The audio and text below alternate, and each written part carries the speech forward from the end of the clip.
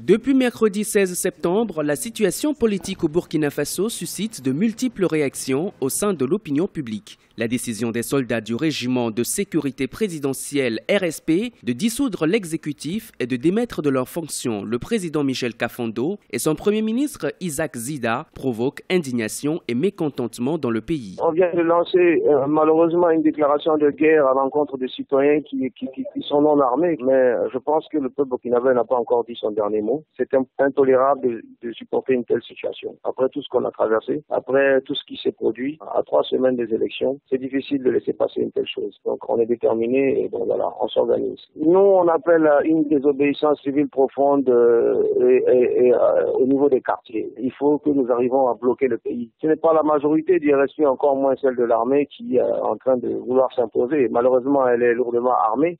Et voilà, mais nous allons les affronter. Dans ce climat de contestation, Gilbert Diendéré, l'ancien chef d'état-major de l'ex-président Blaise Compaoré, a été proclamé président du CND, Conseil national de la démocratie. Dans un autre communiqué en date de ce jeudi 17 septembre 2015, le CND a indiqué que les secrétaires généraux des ministères assumeront les affaires courantes. Les leaders syndicaux burkinabés se veulent aussi rassurants. En grève générale illimitée, ils estiment avoir une responsabilité à assumer dans le processus démocratique de leur pays. Nous ne pouvons qu'être optimistes puisque nous battons. La position du mouvement syndical, d'abord, c'est l'absence des militaires sur le champ politique. Et de ce point de vue, on ne peut pas continuer de cautionner des coups d'État. Dès lors qu'on n'a pas encore fini avec la situation, il n'y a pas à s'asseoir. Donc le mot d'ordre de grève qui est lancé, ce n'est pas que les gens restent chez eux à la maison dormir. De toute façon, si on le fait de s'assumer aujourd'hui, qu'on ne veuille pas, un jour ou l'autre, ça sera nos petits-enfants, nos enfants qui vont s'assumer. Si on est contre un coup d'État, on ne peut pas être d'accord avec les décisions qui proviennent de ce coup d'État. Le pays est en difficulté, c'est dans la rue qu'on doit l'exprimer. Tous les regards sont désormais tournés vers le Burkina Faso. Les derniers événements compromettent la tenue des élections présidentielles prévues pour le 11 octobre prochain.